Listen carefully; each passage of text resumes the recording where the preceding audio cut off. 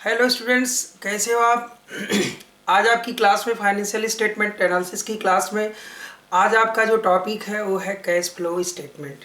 My dear students, आप जैसा कि जानते हो कैश कैश एक ऐसी चीज़ है कि उसी के लिए सारे बिजनेस ट्रांजैक्शंस किए जाते हैं। साथ ही साथ एक कैश एक इम्पॉर्टेंट रोल प्ले करता है आपके बिजनेस में। साथ ही साथ तो कैश फ्लो स्टेटमेंट, जैसा कि हम लोग इसके नाम से जान रहे हैं, देख रहे हैं कि cash flow statement, cash flow statement, इसको समझने से पहले हम लोग ये समझें कि फ्लो क्या है। फ्लो क्या है? फ्लो मीन्स होता है बहाव। बहाव का मतलब होता है कि यह जो कांस्टेंट है उसमें कोई फ्लो नहीं है। जैसे आपने एक बाल्टी पानी लिया हुआ है, तो बाल्टी जितनी बाल्टी है यानी कि फुल है, तो अब उसमें पानी डालोगे तो फिर क्या होगा, जो एक्सेस होगा वो बह जाएगा।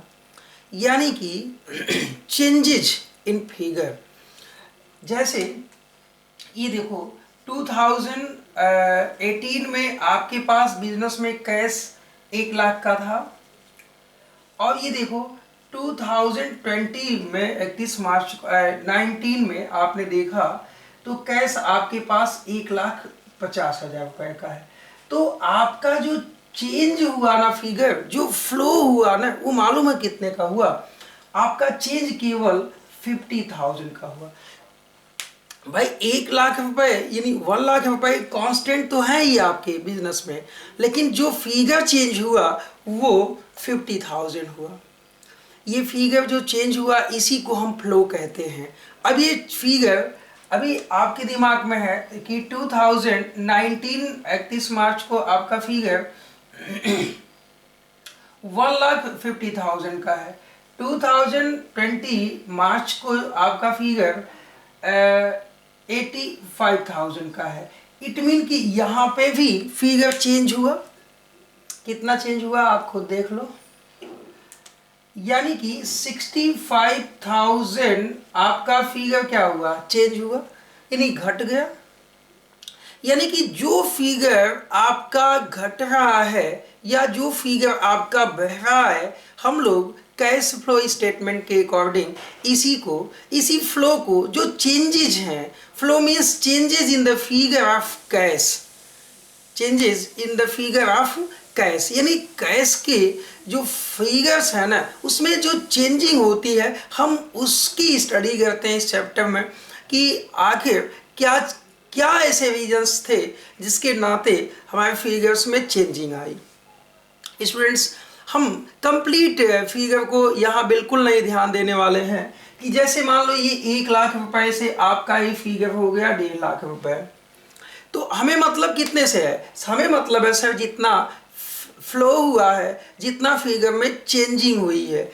आखिर ये चेंजिंग क्यों हुई है, उसके रीजंस बताएंगे, और फिर हम अपने कैश फ्लो स्टेटमेंट में इसको कंसीडर कर लेंगे। जो रीजंस होगा उस रीजंस को बता देंगे। Why the changes in figure of cash, इसका मतलब है कि दो समय अवधि का, दो पीरियड का आपको इंफॉर्मेशन देगा, निश्चित दो बैलेंस शीट देगा। इस दो बैलेंस शीट में जो कैश के फिगर में चेंजेस हुए हैं, उस चेंजेस के रीजंस को बनाते हुए हम एक स्टेटमेंट फॉर्म ड्रा कर लेते हैं, और उस फॉर्म को यानी उस फॉर्मेट को एज पर अकाउंटिंग स्टैंडर्ड 3 या 3 या 3 या रिवाइज्ड अकाउंटिंग स्टैंडर्ड 3 जो है, ये आपका एप्लीकेबल होता है कैश फ्लो स्टेटमेंट के लिए। तो स्टूडेंट्स, कैश फ्लो स्टेटमेंट ऐसा स्टेटमेंट है जिसमें कैश फिगर में जो चेंजिंग होती है इसको बताता है कि क्यों ये चेंजिंग हुई, ये क्यों चेंजेज हुए। यानी कि कैश फ्लो स्टेटमेंट ये बताता है कि आपका जो कैश फिगर है ना, जो चेंज हुआ है, जो फ्लो हुआ है, वो क्यों हुआ है। और देखो ये फिगर क्यों चेंज हुआ है इसको बताते हुए वो फॉर्मेट तैयार किया जाता है जिसको हम कैश फ्लो स्टेटमेंट कहते हैं। नाउ स्टूडेंट्स, हम आपको बहुत छोटी चीज़, जैसे कि आपने कहा ना कि ये दो फिगर में चेंजेज होंगे। इसका मतलब है कि हम आपको इतनी छोटी चीज़ से स्टार्टिंग करने वाले हैं आपके कैश फ्लो स्टेटमेंट का, कि आपको बिल्कुल बहुत आसानी से समझ में आ जाएगा कि कैश फ्लो स्टेटमेंट कैसे बनाने हैं, क्या रीजंस हैं कि कैश फ्लो का जो फ्लो है कैश का वो क्यों ऐसा हो रहा है, क्यों ऐसा हुआ। इसका मतलब है कि हमें 2 ईयर का इंफॉर्मेशन चाहिए, यानी कि हम 2 ईयर्स के इंफॉर्मेशन के अकॉर्डिंग अपना कैश फ्लो स्टेटमेंट बनाते हैं। अब 2 ईयर्स के इंफॉर्मेशन जब तक नहीं देगा, यानी कि 2 बैलेंस शीट हमको चाहिए। उस 2 बैलेंस शीट के आधार पर हम लोग चेक कर लेंगे कि जो कैश फिगर है ना वो क्यों ऐसा होता है। एक चीज़ आप लोगों को बता दूं कि ये जो चेंजेस होते हैं ना, इस चेंजेस के रीजन और चेंजेस के जो फाइनल आंसर होते हैं ना वो आपके क्वेश्चन में ही छुपे होते हैं। जैसे ओपनिंग बैलेंस आपको कैश बुक का दिया हुआ है, यानी कि टू बैलेंस बीडी दिया हुआ है, कैश बैलेंस। ऐसे ही कैश का बैलेंस क्लोजिंग भी आपके क्वेश्चन में दिया होगा जब बैलेंस शीट बनाएंगे। क्लोजिंग मीन्स की सेकेंड ईयर का। तो फिर लाना क्या है जो चेंजिंग है, यानी कि आपके उसी क्वेश्चन में आपका आंसर भी होता है स्टूडेंट्स, आपके उसी क्वेश्चन में आपका आंसर भी होता है। तो चलो एक विशेष चीज़ों पे डिस्कस किया जाए कि कैश फ्लो स्टेटमेंट का प्रिपरेशन कैसे होता है, कैश फ्लो स्टेटमेंट का प्रिपरेशन कैसे होता है। माय डियर स्टूडेंट्स, हम आपको एक छोटी सी बात बताने वाले हैं। देखो ना, आपका एक बैलेंस शीट होता है, बैलेंस शीट। हम बैलेंस शीट का कोई फिगर नहीं ड्रा कर रहे हैं, बैलेंस शीट के कुछ कंटेंट्स को समझाना चाहते हैं। देखो, आपके पास इक्विटी शेयर कैपिटल होता है, जी होता है बैलेंस शीट में, लायबिलिटी साइड ये है और एसेट साइड ये है। चलो लिख देते हैं कंप्लीट। प्रेफरेंस शेयर्स होता है, रिजर्व्स एंड सरप्लस होते हैं आपके पास। इसके बाद लॉन्ग टर्म लोन होते हैं, फिर क्या होते हैं लॉन्ग टर्म लोन, यानी कि long term loan and short term liabilities होती है, जैसे क्रेडिटर्स, बीपी, ओएस यानी आउटस्टैंडिंग। ये कंटेंट्स होते हैं माय डियर, ये कंटेंट्स होते हैं, ठीक है। अब देखो इसमें क्या होता है, आपके फिक्स्ड एसेट्स होता है, फिर करंट एसेट्स होता है, आप में इंटेंजिबल एसेट्स होता है और फिक्टिशियस एसेट्स बैलेंस शीट में दिया रहता है। ये चीज़ें कितना कैश को इम्पैक्ट डालती हैं, ये चीज़ें, ये हम लोग विशेष यही स्टडी करनी है कैश फ्लो स्टेटमेंट में। यानी कि अभी देखो ना, करंट एसेट्स में सभी चीज़ें आ जाएंगी, पिछली क्लासेस में हम लोगों ने वेल स्टडी किया हुआ है। तो नाउ डियर, हम लोग कैश फ्लो स्टेटमेंट की ओर चलें। देखो ना, ये चलो मान के चलते हैं कि कैश फ्लो स्टेटमेंट है, ये कैश फ्लो स्टेटमेंट है। ऊपर आप हेडिंग बना लेते हो, cash flow statement as per accounting standard 3, as per accounting standard 3। अब देखो, अब एक एक कंटेंट आपको हम समझाने वाले हैं। आप बता दो, जब आपकी बिजनेस की स्टार्टिंग होती है तो आप अपने बिजनेस की स्टार्टिंग को कैसे करते हो, बिजनेस की स्टार्टिंग के लिए आपको किन किन चीज़ों की आवश्यकता होती है। तो आपके माइंड में चलेगा, सर मुझे अगर कोई बिजनेस स्टार्ट करना है तो सबसे पहले पूंजी की आवश्यकता होती है। सही बात है, पूंजी की आवश्यकता होती है, यानी कि पूंजी के लिए क्या करोगे सर, वो अगर सोल्टेड। देखो, ये कंप्लीटली कैश फ्लो स्टेटमेंट हम लोग कंपनी अकाउंट के सेंस में स्टडी किया जाएगा कंपनियों के लिए, लेकिन sole trading organisation and firms के विषय में भी मैं आपको इंट्रोड्यूस करूंगा इन्हीं एग्जांपल्स और इन्हीं चीज़ों के माध्यम से। देखो, है नहीं कुछ कैश फ्लो स्टेटमेंट में, कुछ भी नहीं भाई। कैश, जितना कैश का फ्लो होता है, फ्लो मतलब कि जितना एक्सेस होता है, यानी कि आपके कैश फ्लो में जो फिगर चेंज होते हैं, इसी को लेकर डिस्कशन करना है कैश फ्लो स्टेटमेंट में। ठीक है। अभी देखो ना, अब आपने बिजनेस स्टार्ट किया, तो जब बिजनेस स्टार्ट किया तो बिजनेस स्टार्ट के लिए आपको किन चीज़ों की आवश्यकता होगी? अभी आप कहोगे सर बिजनेस स्टार्ट के लिए हमको केवल पूंजी की आवश्यकता होगी। अब ये तो आपकी पूंजी, या तो आप इक्विटी शेयर इशू कर लो, सही बोल रहे हैं कि नहीं, या तो प्रेफरेंस शेयर इशू कर लो, या लॉन्ग टर्म लोन ले लो। बोलो सही बोल रहे हैं कि नहीं? यानी कि आप सबसे पहले अपने इसके लिए क्या नाम से पूंजी इकट्ठा के लिए आप फिनांसिंग एक्टिविटीज करेंगे।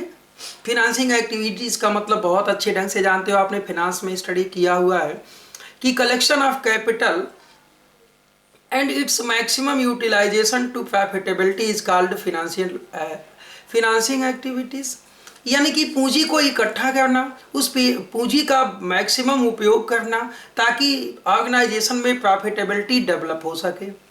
नाउ डियर्स, अब क्या सोचोगे? आपने बिजनेस स्टार्ट कर ली, चलो ठीक है, पूंजी इकट्ठा कर ली, यानी कि पहली एक्टिविटीज जो आपकी है वो फिनांसिंग एक्टिविटीज को इंट्रोड्यूस कर रहे हैं हम आपको।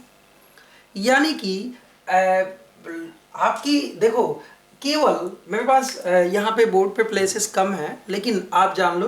अब आपने क्या किया, ये थर्ड फिनांसिंग एक्टिविटीज। ध्यान दो बेटा, ध्यान दो। एक्चुअली आप कहोगे सर ये फिनांसिंग एक्टिविटीज जो थोड़ा बहुत हल्का स्टडी किए हुए हैं, ये सोचेंगे सर ये तो फिनांसिंग एक्टिविटीज थर्ड स्टेप है।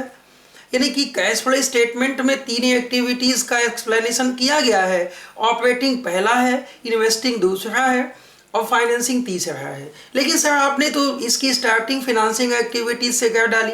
एक्चुअली बताओ बिजनेस स्टार्ट कैसे होगा? बिना पूंजी के बिजनेस स्टार्ट होगा क्या? नहीं होगा। यानी कि हम आपको उल्टा समझाएंगे, बिल्कुल आपका कैश फ्लो स्टेटमेंट उल्टा ले चलेंगे और कंप्लीट फिगर आपके सामने होगा। अब देखो, फिनांसिंग एक्टिविटीज हमने ले लिया, इसका मतलब ये है कि सबसे पहले आप क्या करोगे, शेयर्स इशू कर लिया, डिवेंचर्स इशू कर लिया, या लॉन्ग टर्म लोन ले लिए, ठीक है। ये क्या है? फिनांसिंग एक्टिविटीज़ है। यानी कि आपकी जो पहली एक्टिविटीज़ है वो फिनांसिंग एक्टिविटीज़ है। नाउ अब देखो, इन चीज़ों में से अब अगर ये कहें कि थर्ड एक्टिविटीज़, ध्यान दीजिएगा, यदि फिनांसिंग एक्टिविटीज को लेते हैं, ध्यान दीजिएगा, कंप्लीट कैश फ्लो स्टेटमेंट का फॉर्मेट हम देंगे आपको, लेकिन एक लाइन से चलते हैं, फिनांसिंग एक्टिविटीज को लेते हैं। आपने क्या किया बेटा? आपने क्या किया? इशू ऑफ शेयर किया। तो आपके बिजनेस में क्या होगा? पैसा आएगा। यदि कैश कंसिडरेशन के लिए आपने शेयर्स इशू किया है तो पैसा आएगा, निश्चित आएगा। और फिर इशू ऑफ डिबेंचर्स किया या लॉन्ग टर्म लोन बारो किया, तो आपके ऑर्गेनाइजेशन में क्या होगा? पैसा आएगा, बिल्कुल, दैट इज क्लियर। अब देखो फिर क्या हो सकता है, आप इनको पेमेंट भी तो कर सकते हो भाई, आप खुद बताओ। यानी कि इनका पेमेंट भी दे सकते हो, जी बिल्कुल दे सकते हैं। इसका मतलब ये है कि रिडम्पशन ऑफ प्रेफरेंस शेयर्स, आपका पैसा जाएगा, बिल्कुल जाएगा। यदि आपने रिडम्पशन किया किसी अपने कैपिटल का या लोन पेड किया तो पैसा जाएगा, दैट इज क्लियर। ये देखो अमाउंट का ही एक फिगर है, ये अमाउंट का फिगर है, ये डिटेल है और इसमें फाइनल फिगर ले चलेंगे हम लोग। यदि आपको बातें यहाँ से समझ में आ रही है माय डियर स्टूडेंट्स। अब देखो क्या होता है। अब देखो आपने जो शेयर्स इशू किया है ना, उस शेयर्स के बदले आप अपने शेयर होल्डर्स को क्या पेमेंट करोगे, उसका रिटर्न्स क्या दोगे? सर डिविडेंड्स देंगे। तो डिविडेंड्स क्या हो जाएगा? डिविडेंड्स फिनांसिंग एक्टिविटीज होगा कि नहीं होगा? भाई रीजन क्या है, आपने उनको शेयर्स इशू किए हैं तो फिर उन्हें डिविडेंड्स तो दोगे ना, तो ये डिविडेंड्स क्या है? फिनांसिंग एक्टिविटीज है, दैट इज क्लियर। यानी कि डिविडेंड्स।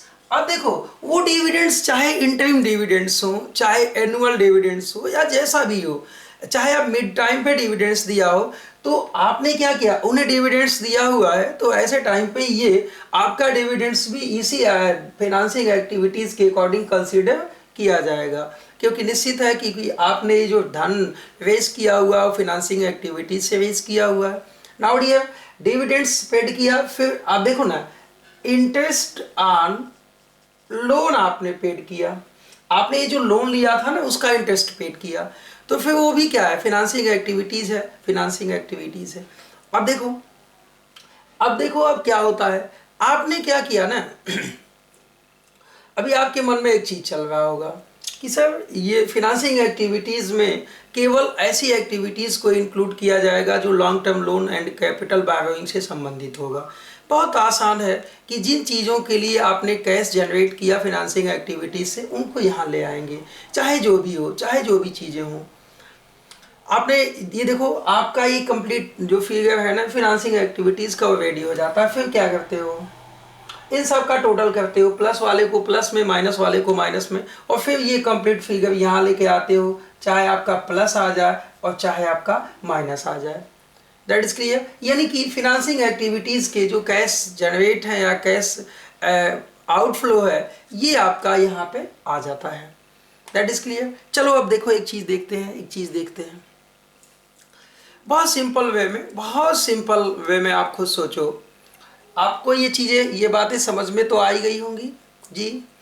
यानी कि हम लोगों ने देखा कि ये लॉन्ग टर्म लोन को हमने क्या किया, यहाँ पे ले लिया, प्रेफरेंस है कैपिटल, ये खत्म हो गया, ये खत्म हो गया, ठीक है।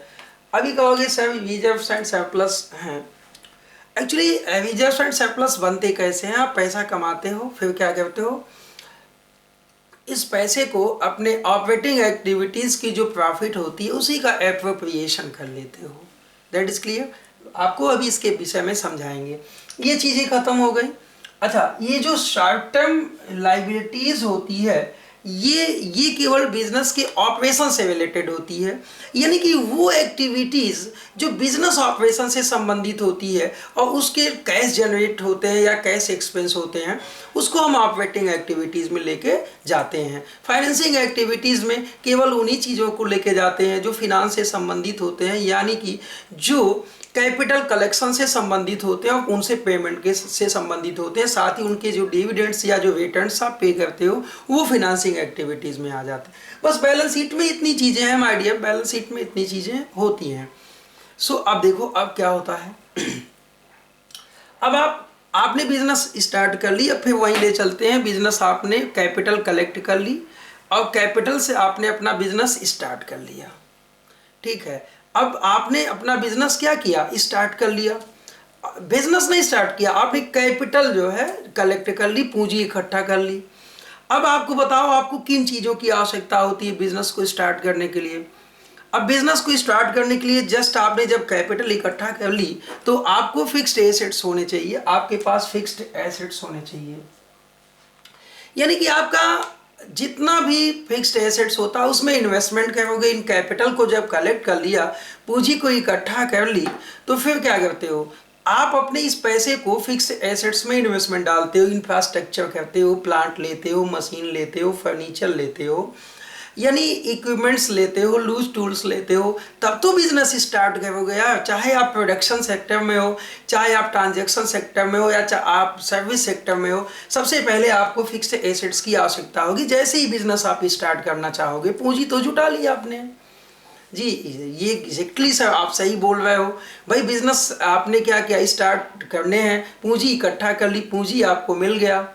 जब पूंजी मिल गया तो फिर क्या करने हैं भाई, पूंजी मिल गया तो फिक्स एसेट्स पहले लेने पड़ेंगे ना, कि बिना फिक्स एसेट्स के आप बिजनेस स्टार्ट कर लोगे। आपको लैंड लेनी है, बिल्डिंग लेनी है, प्लांट लेना है, फर्नीचर लेना है, मशीन लेना है, यानी कि आपको इन्वेस्टमेंट डालना है अपने बिजनेस में। तो जो दूसरा एक्टिविटीज आपको निकल के आता है वो होता है इन्वेस्टिंग एक्टिविटीज।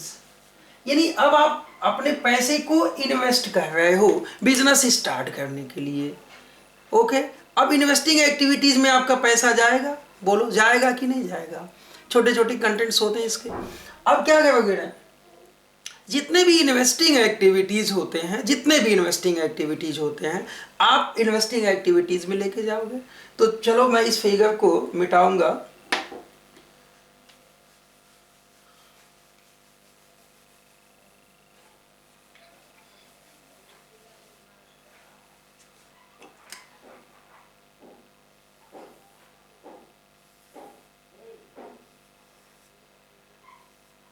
यानी ये आपका क्या है, कैश फ्लो स्टेटमेंट है माय डियर, क्या है, कैश फ्लो स्टेटमेंट है। और फिर क्या होता है ये, और सेकंड हेड डाल लिया आपने इन्वेस्टिंग एक्टिविटीज। अच्छा, आपने जो कैपिटल कलेक्ट किया हुआ था आप यहां लिख लें पर्टिकुलर्स अमाउंट और amount, that is clear my dear. अब देखो अब क्या होता है, अब आपके पास पैसा जुट गया, अब आप इन्वेस्टमेंट डालना चाहते हो। तो जब इन्वेस्टमेंट डालोगे तभी तो बिजनेस करोगे भाई। यानी कि अब इसके बाद आपका इन्वेस्टमेंट होगा किस में होगा सर, फिक्स्ड एसेट्स में होगा। यानी कि सबसे पहला कैश कलेक्शन, सबसे पहले आप कैपिटल कलेक्शन कर लेते हो। कैपिटल कलेक्शन को मैंने आपको समझा दिया। फिर आप क्या करते हो, उस कैपिटल को अपने फिक्स्ड एसेट्स में, इंफ्रास्ट्रक्चर में, लैंड में, बिल्डिंग में, प्लांट में, मशीन में आप उसको इन्वेस्टमेंट करते हो। That is called investing activities. और मैं बता दूं स्टूडेंट्स आपको, दुनिया का कोई भी इन्वेस्टमेंट जो किया जाता है वो एसेट में ही किया जाता है, एसेट में ही किया जाता है। That is clear. जब भी आपको इन्वेस्टमेंट डालना होगा तो वो एसेट्स ही क्रिएट करेगा, एसेट्स ही क्रिएट करेगा। चाहे वो एसेट्स लॉन्ग टर्म बनाए आप, चाहे वो एसेट्स शॉर्ट टर्म बनाए, लेकिन हमेशा वो एसेट्स ही बनेगा जो भी इन्वेस्टमेंट होगा। इसका मतलब ये है कि अपने कैपिटल को आपने क्या क्या इन्वेस्टमेंट डालना है। That is called investing activities. अब क्या किया आपने, देखो क्या किया, purchase of land, purchase of land, यानी ये plus figure, minus figure, minus figure, यानी आपका कैश चला गया जितने से आपने परचेज किया। परचेज ऑफ बिल्डिंग माइनस होगा, purchase of plant, purchase of building, लिखा है मशीन और purchase of any other assets long term. ठीक है, आपने ये तो परचेज कर लिया। चलो ये ब्रैकेट लिख लेते हैं क्योंकि डिडक्ट होने वाला आइटम होता है माइनस में। That is clear. ये देखो आपका बैलेंस शीट से ये फिक्स्ड एसेट्स का टर्म क्या हुआ, जो चेंजेस हमने कर रहे हैं, मैं केवल ये काट नहीं रहा हूँ, बस मैं आपको बता रहा हूँ कि बैलेंस शीट की जो चीज जिसमें फ्लो हुआ वो कैश फ्लो स्टेटमेंट में हम ले गए। That is clear my dear. अब फिर क्या होता है आपके मन में चलता है कि सर परचेज किया तो सेल भी कर सकते हैं, तो बिल्कुल लिखेंगे आप सेल ऑफ फिक्स्ड एसेट्स। देखो मैं अलग अलग सबका नाम नहीं लिखा, ये सब कुछ फिक्स्ड एसेट्स हैं, सबको सेल किया जा सकता है। या सेल ऑफ इन्वेस्टमेंट, तो यहाँ फिक्स्ड एसेट्स में purchase of long term investment भी हो सकता था, बिल्कुल हो सकता था माय डियर, बिल्कुल हो सकता था। अब देखो आपके मन में एक चीज चल रही होगी, सर अगर हम रेंट ऑफ बिल्डिंग पाते हैं तो क्या होगा। अच्छा एक बात बताओ, रेंट आपका कहाँ से जनरेट हुआ। यदि फिक्स एसेट्स से कोई इनकम जनरेट होती है, फिक्स एसेट से कोई भी इनकम जनरेट होती है तो वो यहीं आएगा, यानी इन्वेस्टिंग एक्टिविटीज में। इसका मतलब ये है आपके मन में चल रहा होगा सर किसी फिक्स्ड एसेट्स को बेचने से प्रॉफिट होता है तो वो कहाँ जाएगा, that is also investing activities. Okay लिख लो आप, हाँ, profit on sale of fixed assets, ये क्या है, ये इसका मतलब कि loss on sale of fixed assets, अगर कोई उससे लॉस हुआ है तो माइनस भी होना चाहिए इन्वेस्टिंग एक्टिविटीज में। That is clear my dear. Okay, अब फिर क्या होता है, आपको कैश फार्म में जो चीज़ें मिलती हैं, कैश फार्म में जो चीज़ें मिलती हैं, अभी देखो थोड़ा सा कैश फार्म में जो चीज़ें आपको मिलती हैं, यहाँ मुझे मतलब किससे है, मतलब है जो कैश में आपको फ्लो देता हो, जो कैश में कन्वर्ट होता हो। फिर क्या होता है, अब देखो आपका जो loss on sale of building है ये कैश फॉर्म में नहीं होता है, आपका जो profit on sale of fix assets होता है तो यदि ये कैश फॉर्म में है तो आपने कहीं उसको एडजस्ट किया जाएगा। बस हमें उससे मतलब है कि हमको कैश मिलना चाहिए और कैश जाना चाहिए जो इसमें आएगा। ठीक है, अब देखो फिर क्या होता है अगला आपका, आपने क्या किया, आपने इन्वेस्टमेंट किया तो उसका डिविडेंड्स पाओगे, आपने कहीं पे भी इन्वेस्टमेंट किया तो उसका डिविडेंड्स निश्चित मिलेगा। तो लिखेंगे dividend received, dividend received, dividend receive करोगे तो डिविडेंड्स आपके पास आएगा। जब डिविडेंड्स आएगा तो आपने डिविडेंड्स कैसे पाया, ऑपरेटिंग से तो पाया नहीं, आपने डिविडेंड्स अपना कोई फिक्स एसेट्स इन्वेस्ट किया था यानी इन्वेस्टमेंट किया हुआ था तो उससे आपको डिविडेंड्स मिले। तो आपने देखो जब इन्वेस्टमेंट परचेज किया तो आपने यहाँ लिखा, तो उसकी इनकम कहाँ लिखेंगे, उसकी इनकम ऑपरेटिंग एक्टिविटीज नहीं होती बल्कि उसकी इनकम इन्वेस्टिंग एक्टिविटीज होती है। आपने कहीं पे आपने क्या किया, डिवेंचर्स इन्वेस्ट किए हैं यानी डिवेंचर्स कहीं के लिए हुए हैं, ध्यान देना डिवेंचर्स इशू नहीं किया है बल्कि डिवेंचर्स परचेज किया हुआ है आपने, तो आपने इन्वेस्टमेंट डाला है अपना, तो वहां से क्या मिलेगा सर, इंटरेस्ट मिलेगा। तो ये इंटरेस्ट क्या होगा, इन्वेस्टिंग एक्टिविटीज में ये इंटरेस्ट यहां लिखा जाएगा, यानी इंटरेस्ट ऑन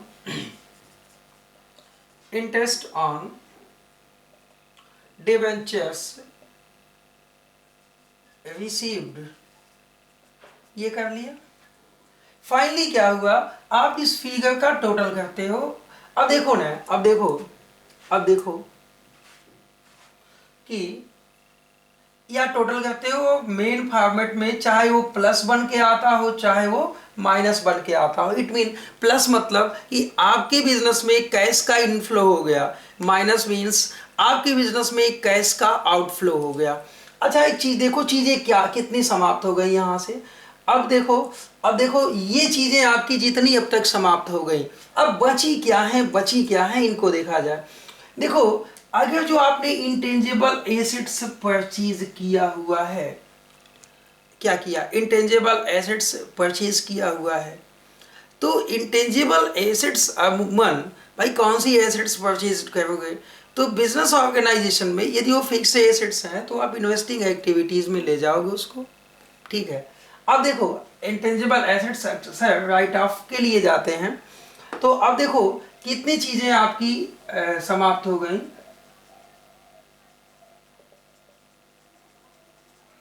अब देखो ना, जितनी चीजें इन्वेस्टिंग यानी इन्वेस्टमेंट से रिलेटेड थी बिजनेस में वो चली गई आपके इन्वेस्टिंग एक्टिविटीज में, और जो चीजें आपके फिनांस से संबंधित थी वो चली गई फिनांसिंग एक्टिविटीज में, बाकी चीजें सब की सब चली जाती हैं ऑपरेटिंग एक्टिविटीज में। My dear students, operating activities ही बहुत इंपॉर्टेंट एक्टिविटीज होता है। क्यों, क्योंकि सारे कैश का जो क्रिएशन होता है, जो हम लोगों की सोच होती है बिजनेस को स्टार्ट करने से पहले, वो ऑपरेटिंग एक्टिविटीज ही होती है। इट मीन कि अब जो बची हुई चीजें हैं वो सब की सब हम ऑपरेटिंग एक्टिविटीज में उसका स्टडी किया जाएगा। अब देखो सोचो, आपने बिजनेस क्यों स्टार्ट किए थे, सर बिजनेस चलाने थे, चलाने का मतलब क्या, ऑपरेटिंग करने हैं, तो वो फिर कहाँ जाएगा, ऑपरेटिंग एक्टिविटीज में। अब हमारे पास बचा है short term liabilities and current assets, यानी कि शॉर्ट टर्म करंट एसेट्स और करंट लाइबिलिटीज। आप सोचो बिजनेस के जो डे बाय डे के ट्रांजेक्शन्स होते हैं वो किस में होते हैं, करंट एसेट्स और करंट लाइबिलिटीज में ही होते हैं।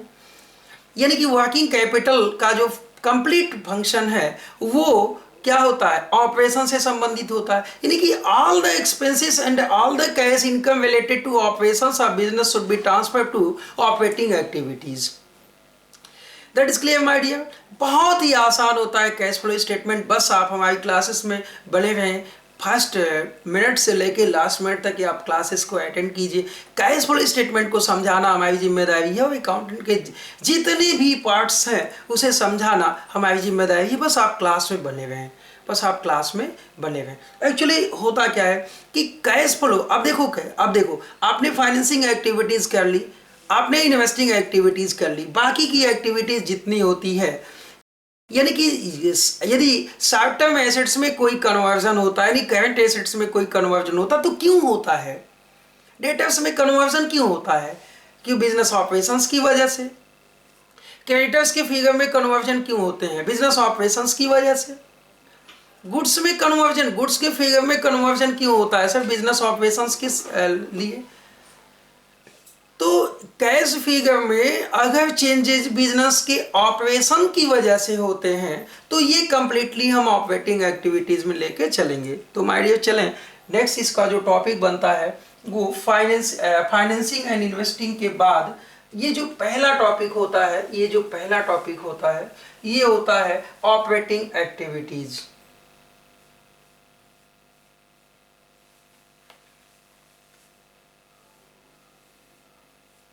That is clear?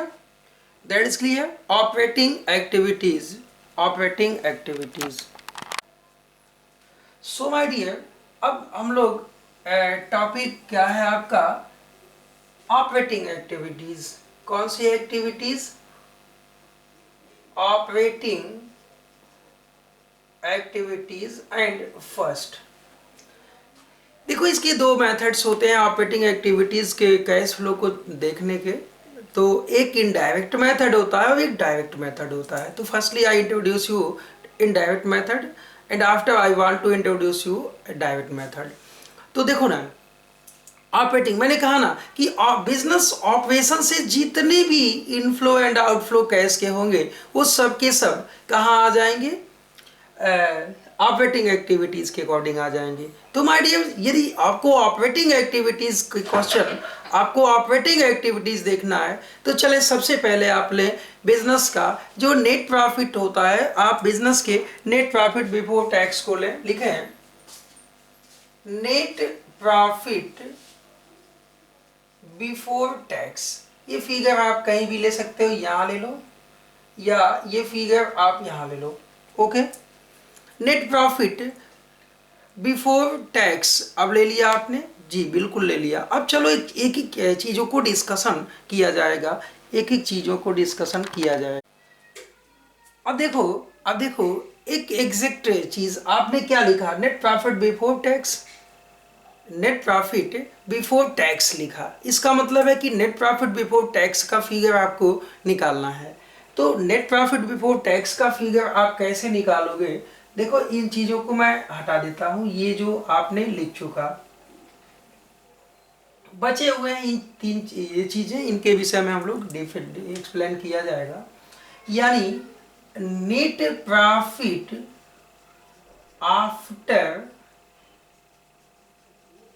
एप्रोप्रिएशंस अगर दिया हुआ है तो उसमें क्या क्या चीज़ें इंक्लूड करनी है, क्या क्या चीज़ें इंक्लूड करनी है। भाई एप्रोप्रिएशन तो कर चुके हो ना आप, तो जितना जितना आपने एप्रोप्रिएशन किया है, यानी कि transfer to GR,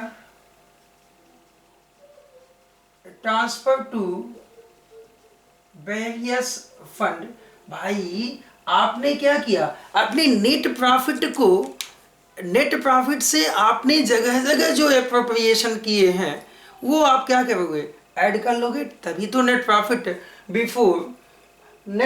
before tax आएगा। यानी कि जितने एप्रोप्रिएशंस आपने किया है वो आप क्या कर लो? आप पहले नेट प्रॉफिट में ऐड कर लो। आपने क्या किया? ट्रांसफर टू जितने provision made during the year, provision made during the year, चाहे वो टैक्स के लिए प्रोविजन किया हो या चाहे किसी भी वजह से जो प्रोविजंस आपने किए हैं उतने अमाउंट से आपका नेट प्रॉफिट घट जाता है। That is clear my dear. तो आप इन्हें नेट प्रॉफिट में ऐड कर लेंगे। Okay, that is clear. अब क्या है, जो इनकम टैक्स रिफंडेड है ना उसे माइनस कर लेंगे। लेस इनकम टैक्स रिफंडेड, ये क्या आ जाएगा, नेट प्रॉफिट बिफोर टैक्स आ जाएगा। साथ ही साथ स्टूडेंट्स यहाँ कई चीजें हैं जो जगह की वजह से मैंने नहीं लिखा। जैसे आपने जो डिविडेंड्स बांटे, क्या किया, जो आपने डिविडेंड्स बांटे, चलो मैं साथ में लिख देता हूं, नहीं तो बाकी इन चीजों को मैं बाद में ले लूंगा। Provision made during the year, dividends paid. एक बात बताओ, जो डिविडेंड्स पेड किया ना, वो डिविडेंड्स तो आपने क्या किया था, फाइनेंसिंग एक्टिविटीज में डिडक्ट किया हुआ है, लेकिन एग्जैक्टली आपने क्या किया, उसे अपने प्रॉफिट से घटा लिया हुआ है। नेट प्रॉफिट जो आपका आया है ना, ये जो ऑपरेटिंग एक्टिविटीज में नेट प्रॉफिट बिफोर टैक्स कैसे निकलेगा भाई। सबसे पहली बात तो जितने अप्रोप्रिएशन किए हैं, जो जो चीज़ें आपने नॉन ऑपरेटिंग से संबंधित चीज़ें थी, आप उसमें जो प्रॉफिट से आपने घटाए हुए हैं उसको ऐड कर लेंगे। डिविडेंड्स, या यदि आपने प्रपोज्ड डिविडेंड्स किए हैं तो आपने अपना नेट प्रॉफिट तो घटा लिया proposed dividends during the year, तो फिर क्या हुआ, नेट प्रॉफिट आपका घट जाएगा। तो आप उसको पहले मैनेज कीजिए बिफोर टैक्स निकालने के लिए, नेट प्रॉफिट बिफोर टैक्स और एप्रोप्रिएशंस निकालने के लिए उनको ऐड कर लीजिए, और इसमें से लेस कर लीजिए क्या, जो टैक्स आपको रिफंडेड हुए हैं ये माइनस कर लीजिए। जो आएगा ये आपका नेट प्रॉफिट बिफोर टैक्स आ जाएगा my dear. That is clear. Okay, अब देखो क्या है कि अब non cash expenses and non operating जो एक्सपेंसेस होंगे उसको ऐड कर लेंगे। तो यहां लिखेंगे add non cash expenses and non operating expenses को अब एडजस्ट करना होगा यहीं पे। ठीक है। तो नॉन कैश एक्सपेंसेस, ध्यान दीजिएगा, जो एक्सपेंसेस आपने कैश फॉर्म में नहीं किया हुआ है, अभी कुछ टाइम पहले मैंने आपके बैलेंस शीट से कुछ चीज़ें हटा दिया था, जैसे मैंने रिजर्व्स एंड सरप्लस की को बचे थे और आपके करेंट एसेट लायबिलिटीज बची थी। याद कीजिएगा जो मैंने जस्ट एरीज किया है, इधर क्या बचे थे, करेंट एसेट्स बचे थे, फिक्टिशियस एसेट्स बचे थे और इंटेंजिबल एसेट्स बचे थे। याद कीजिए स्टूडेंट्स, ये चीजें बैलेंस शीट में बची थी, बाकी हम लोगों ने इन्वेस्टिंग और फाइनेंसिंग एक्टिविटीज में उसके फ्लो को लिख लिया था। याद है कि नहीं आप लोगों को? जी बिल्कुल याद है सर। अब होता क्या है कि आपका ये आ गया कैश, जो नेट प्रॉफिट बिफोर टैक्स आ गया। अब इसमें एडजस्टमेंट किया जाएगा या अब इसमें ऐड किया जाएगा जो आपके नॉन कैश एक्सपेंसेस या नॉन ऑपरेटिंग एक्सपेंसेस या नॉन कैश इनकम या नॉन ऑपरेटिंग इनकम्स होंगे, यानी जो ऑपरेशन से संबंधित होंगे उनको हम यहाँ पर ले आएंगे। चलो देखते हैं क्या ले आना है भाई। सबसे पहला कि ये इंटेंजिबल एसेट्स आपका राइट ऑफ होता है। क्या होता है ये इंटेंजिबल एसेट्स या ये फिक्टिशियस एसेट्स राइट ऑफ होता है। तो राइट ऑफ होने का क्या मतलब होता है माय डियर स्टूडेंट्स, आप जानते हैं कि कुछ हिस्सा हम पीएल अकाउंट में दिखा देते हैं। जितना राइट ऑफ किया, राइट ऑफ का मतलब कि उसकी वैल्यू को, उसकी वो जो एक्सपेंसेस हैं उनको घटा देना। तो फिर राइट ऑफ होंगे कैसे, आप पीएल अकाउंट में ले जाके दिखा देते हो। तो जब पीएल अकाउंट में ले जाके दिखा देते हो तो उतने अमाउंट से आपका जो है क्या, उतने अमाउंट से आपका नेट प्रॉफिट घट जाता है, तो उसे ऐड कर लेंगे। यानी कि preliminary expenses right of. Okay, आप यहां कंसीडर कर लेंगे गुडविल राइट ऑफ। ओके, यानी कि जितने भी इंटेंजिबल एसेट्स हैं, न कि गुडविल, यहां लिख देता हूं राइट ऑफ इंटेंजिबल एसेट, जितना आपने राइट ऑफ किया है सब का सब आप यहां पे लिख लेंगे। अब देखो, ये भी इंटेंजिबल एसेट्स की भी कहानी क्या हो गई, आपके बैलेंस शीट को एक एक कंटेंट्स को टच किया हो भी खत्म होते जा रहे हैं। हम उसको कैश फ्लो स्टेटमेंट में मर्ज करते हुए चल रहे हैं कि उनकी वजह से क्यों ऐसा हुआ है कि हमारे कैश में फ्लो हो रहा है, कैश के फिगर चेंज हो रहे हैं। अब देखो, fictitious assets, my dear students, last classes में हम लोगों के विशेष डिस्कशन हुए थे फिक्टिशियस एसेट्स को लेकर कि फिक्टिशियस एसेट्स वास्तव में कोई एसेट्स नहीं होता, ये एक घाटा है, ये एक लॉस है, ये एक एक्सपेंस किया जा चुका है जिसको अब तक हम लोगों ने राइट ऑफ नहीं किया और बैलेंस शीट में दिखाए हुए हैं। तो फाइनली अगर उसको बैलेंस शीट से हटाओगे नहीं, यानी कि राइट ऑफ नहीं करोगे, तो फिर क्या होगा, वो ऐसे ज़्यादा होता होता चला जाएगा, आपके एसेट की वैल्यू को ही, यानी आपके जो शेयर होल्डर्स फंड हैं उनकी वैल्यू को ही वो माइनस करेगा अल्टीमेटली। तो यानी कि निश्चित है कि हमें उन्हें हमेशा राइट ऑफ करते रहना चाहिए उसका कुछ पार्ट्स। तो फिर क्या है माय डियर, फिर क्या है, जो फिक्टिशियस एसेट्स है ना, उनको आपने राइट ऑफ किया, राइट ऑफ किया तो कहाँ ले गए, पीएल अकाउंट में ले गए। अब जब पीएल अकाउंट में ले गए आप, तो उतने अमाउंट से आपका कैश सही जो नेट प्रॉफिट है वो कम हो जाता है। ओके, तो प्रिलिमिनरी एक्सपेंसेस या फिक्टिशियस एसेट्स, फिक्टिशियस एसेट्स, ध्यान देना, राइट ऑफ किया, क्या चीज, राइट ऑफ किया, फिक्टिशियस एसेट्स को आपने क्या किया, राइट ऑफ किया। तो फिक्टिशियस एसेट्स और इंटेंजिबल एसेट्स को जितना आपने राइट ऑफ किया है वो सब का सब यहाँ पर ऐड हो जाएगा, किसमें, नेट प्रॉफिट बिफोर टैक्स में। और मैंने यहाँ पे आपको बता दिया कि नेट प्रॉफिट बिफोर टैक्स कैसे निकालेंगे। तो ये यहाँ पे लिख लो, calculation of net profit before tax, ये फिगर आपने लिया हुआ था तो ये आपका आया हुआ है। ओके, अब देखो क्या होता है, ये भी रिजर्व्स एंड सरप्लस तो यहाँ आ गया आपका। बैलेंस शीट में दो चीजें बची, अभी इनके विषय में भी एक्सप्लेन किया जाएगा, फिर क्या होता है माय डियर, फिर क्या होता है। अच्छा एक बात बताओ, आपने क्या किया, आपने किया हुआ था कि अभी जो आपने डिवेंचर्स इशू किए थे उस पर इंटरेस्ट दिया था, जी दिया था। आपने डिवेंचर इंटरेस्ट को कहाँ ले गए, सर उसको तो मैंने फिनांसिंग एक्टिविटीज में लिख दिया, पेमेंट साइड में। ओहो, तो फिर उसको तो आपने ऑपरेटिंग साइड में भी लिखा हुआ था, आपने ट्रेडिंग पीएल अकाउंट में भी उसको लिखा हुआ था।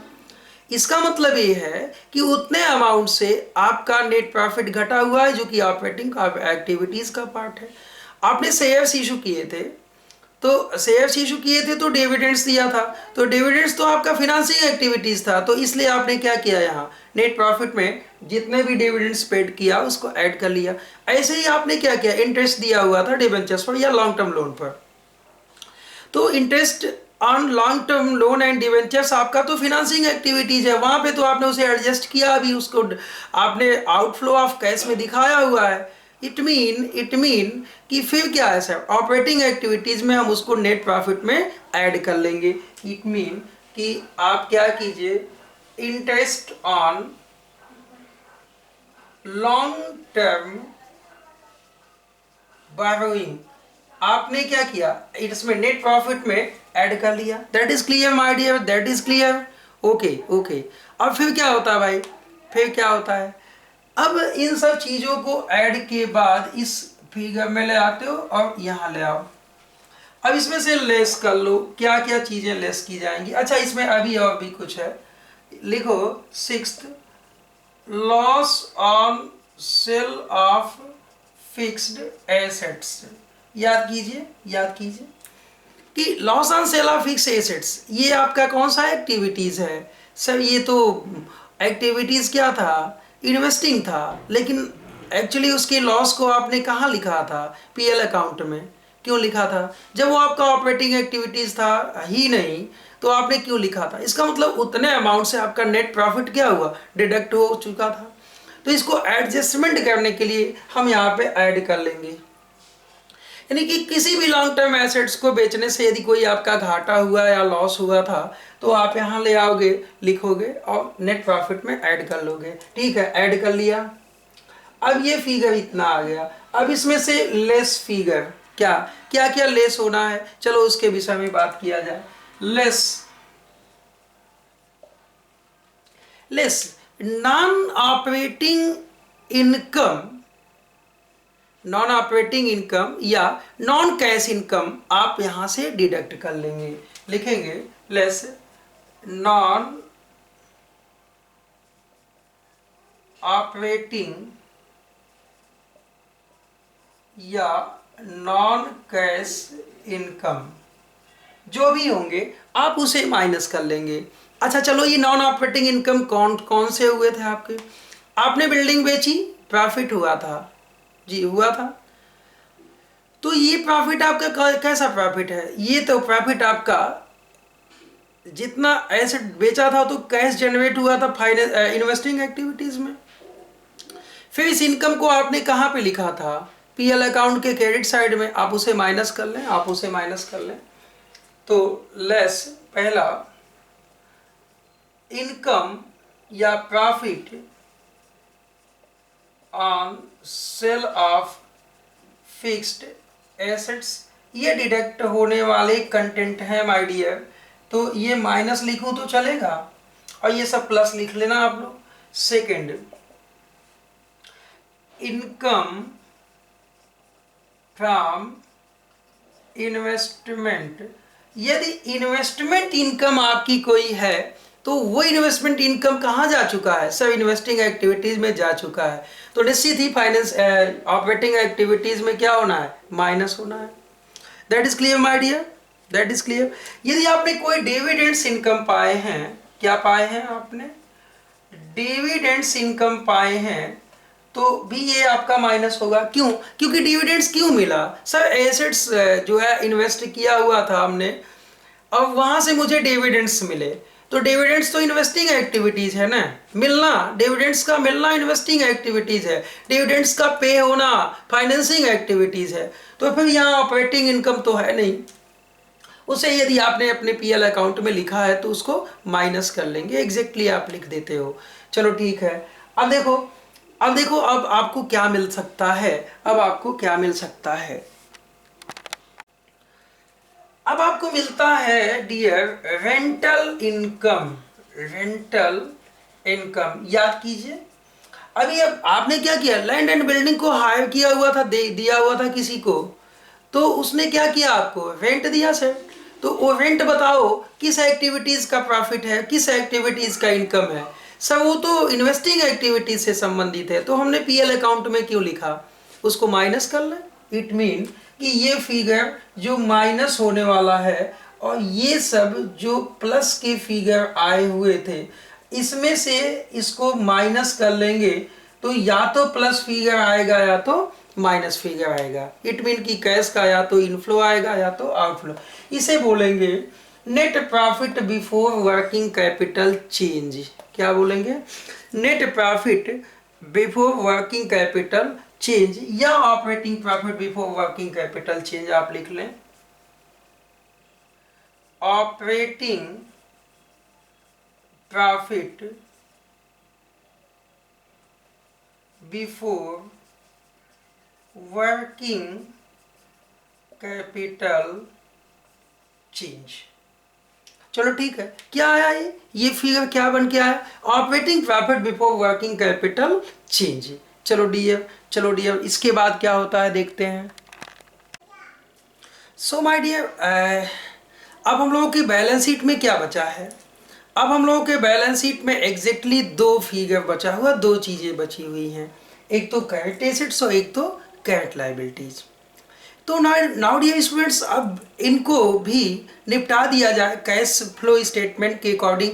इनका क्या ट्रीटमेंट किया जाता है, इनका क्या ट्रीटमेंट किया जाएगा एग्जैक्टली। चलो देखो, आया आपका वहां से operating profit, operating profit before working capital change का सीन आपको मिल गया। यानी कि operating profit before working capital change, अब ये आपका जो सीन है ये आपके सामने आ गया। नाउ डियर स्टूडेंट्स, अब हम ये जो दो चीजें हैं ना, इनको एडजस्ट किया जाएगा, इनको एडजस्ट किया जाएगा। अब जब इनको एडजस्ट किया जाएगा तो फिर क्या होता है, फिर क्या होता है, अच्छा कौन सी ऐसी वजह है कि करंट एसेट्स के अधिक होने से, किसके, करंट एसेट से अधिक होने से, कि इनके फिगर में, किनके फिगर में चेंजेज होने से, इनके इन दोनों के किसके फिगर में चेंज होने से आपके यहाँ कैश जनरेट होगा, और किनके चेंज होने से कैश आपका कम होगा, यानी कि डिक्रीज होगा। That is clear my dear. तो अब यहाँ पे ऐड लिखें, डिक्रीज इन करंट एसेट्स, यानी कि इस operating profit before working capital change जब आ जाता है तो डिक्रीज इन करंट एसेट्स। अब बताओ, आप करंट एसेट्स बेचते हो, यानी घटती हैं, तो निश्चित तौर पर आपको कैश जनरेट होगा। ऐड कर लेंगे, and increase in current liabilities. Okay, ये जो फिगर होगा, ये फिगर, ये डिक्रीज इन करंट एसेट्स आपका कैश बनाता है और इंक्रीज इन करंट लायबिलिटीज आपका कैश बनाता है, आपके ऑर्गेनाइजेशन में कैश आएगा। That is clear my dear. And just opposite आप लेस कर लेंगे, लेस कर लेंगे क्या, इंक्रीज इन करंट एसेट्स आप यहां लिख लो, और डिक्रीज इन करंट लायबिलिटीज, इसका मतलब आपने पेमेंट किया और इन चीजों को माइनस करके फाइनल फिगर अभी आप यहीं पे लिखें, अभी आप यहीं पे लिखें। ये कॉन्सेप्ट आपके समझ में आया कि यदि आपका करंट एसेट्स डिक्रीज होता है तो कैश जनरेट होगा, ये माना जाएगा कि कैश जनरेट हो रहा है। और इंक्रीज इन करंट लायबिलिटीज, भाई आपने चालू लोन लिए हुए हैं, चालू लाइबिलिटीज यानी करंट लाइबिलिटीज आपका एक्सेस हो रहा है, ये कहीं ना कहीं से कैश जनरेट हो रहा है। और less increase in current assets, चालू संपत्तियां खरीद लोगे, परचेज कर लोगे तो कैश क्या होगा, चला जाएगा, यानी डिडक्ट हो जाएगा। डिक्रीज इन करंट लाइबिलिटीज, यानी कि यदि चालू दायित्व का पेमेंट आपने किया है माय डियर, तो आपका कैश डिडक्ट होगा। अब ये फिगर आता है, ये फिगर आता है, यानी कि ये फिगर जो आपका बनाता है, ये फिगर आपका बनाता है ऑपरेटिंग कैश जनरेटेड, यानी कैश जनरेटेड बाय ऑपरेशंस। अच्छा एग्जैक्टली, अब डायरेक्ट मेथड में सर आप क्या बताना चाहते थे, अब समझ में आया। यानी कि ऑपरेटिंग एक्टिविटीज से जो कैश का जनरेशन होता है वो ये फिगर निकल के आता है। That is clear my dear, that is clear. अच्छा आपके दिमाग में चल रहा होगा सर ये माइनस भी हो सकता है, बिल्कुल, ऑपरेशन से आपके कैश एक्सपेंस भी हो सकते हैं, कैश पेमेंट्स भी हो सकते हैं, ये माइनस में भी आ सकता है। यानी कि जो प्लस आ सकता है वो माइनस भी हो सकता है, तीनों एक्टिविटीज में। फिर क्या है, लेस या इसमें ऐड कर लें, ऐड एक्स्ट्रा ऑर्डिनरी रिसिप्ट। अब आपके दिमाग में चल रहा होगा सर ये एक्स्ट्रा ऑर्डिनरी रिसिप्ट क्या है, मान लो कोई बैड डेट से रिकवर हो गया आपका, दैट इज क्लियर। अपने पुराने घाटे कोई भी कवर हो गए, तो फिर क्या क्या है, ये एक्स्ट्रा ऑर्डिनरी रिसिप्ट है कि नहीं है, तो आप इस एक्स्ट्रा ऑर्डिनरी रिसिप्ट को ऐड कर लेंगे। ओके, और इसमें से लेस कर लेंगे जो आपने इनकम टैक्स पेड किया है, ये ऐड कर लेंगे। फाइनल फिगर जो आएगा ये ऑपरेटिंग एक्टिविटीज का आपका कैश इनफ्लो या कैश आउटफ्लो आ जाएगा। अच्छा, यानी कि सर ऑपरेटिंग एक्टिविटीज में डायरेक्ट बोल दीजिए कि ऐसे रिसिप्ट जो बिजनेस के ऑपरेशन से मिलते हो कैश फॉर्म में या एक्सपेंस होते हो कैश फॉर्म में, हम उनको लिखते हैं।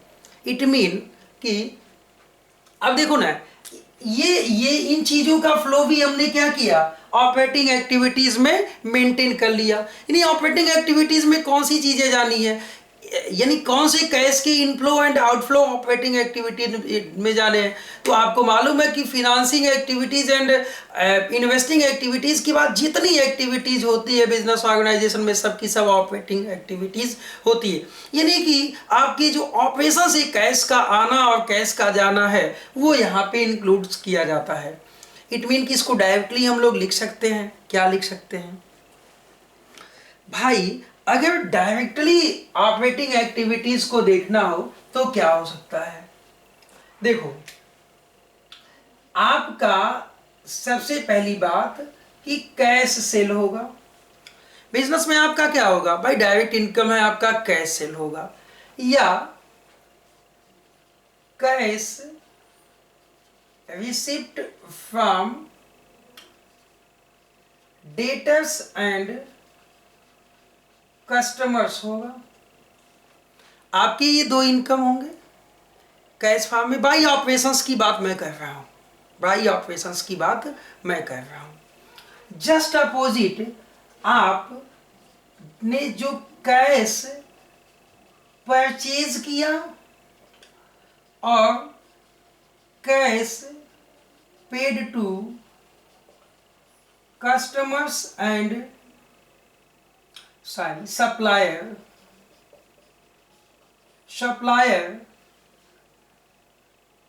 and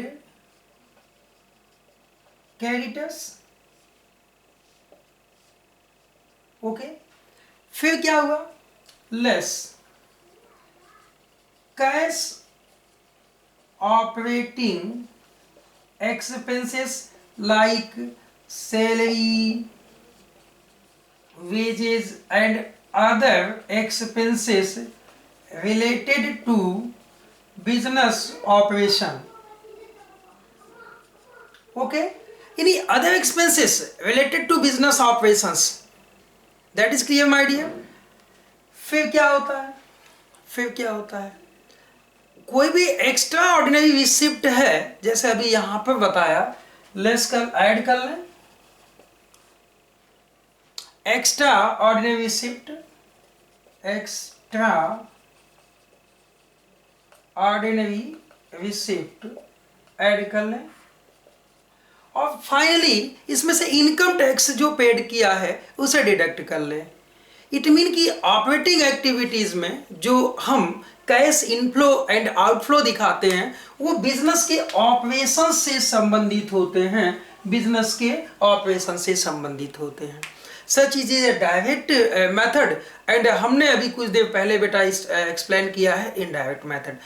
बेसिकली अब आपके दिमाग में एक चीज चल रहा होगा कि सर इसको अब समराइज कर दीजिए, इसको समराइज कर दिया जाए और साथ ही साथ जो तीनों एक्टिविटीज़ हैं as per accounting standard 3 and revise accounting standard 3 के जो एप्लीकेशंस हैं वो कैसे इम्प्लीमेंट किए जाएंगे। स्टूडेंट्स, आज की क्लास में कंफर्म कौन चीज़ कहाँ जानी है, कहाँ से इनफ्लो होना, ये डिस्क्राइब किया गया। लेकिन ध्यान दीजिए अकाउंटिंग स्टैंडर्ड 3 कहता है कि आपका जो फॉर्मेट होगा वो ऐसे होगा, पहले आपका ऑपरेटिंग एक्टिविटीज़ होगा, फिर इन्वेस्टिंग एक्टिविटीज़ होगा, फिर फाइनेंसिंग एक्टिविटीज़ होगा।